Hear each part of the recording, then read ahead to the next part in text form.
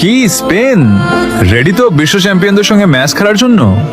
সেমিফাইনালে শেষ মুহূর্তে দুর্দান্ত ক্যামব্যাক করে ইংল্যান্ডকে 2-1 গোলে হারিয়েছি।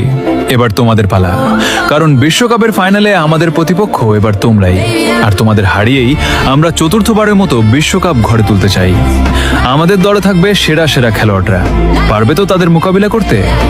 আমাদের গোলবারে থাকবে এমিলিয়ানো মার্টিনেজ, আর ডিফেন্সে দেয়াল হয়ে দাঁড়াবে নাহুয়েল মোলিনা, ক্রিস্টিয়ান রোমেরো এবং নিকোলাস তাগলিয়াফিকো।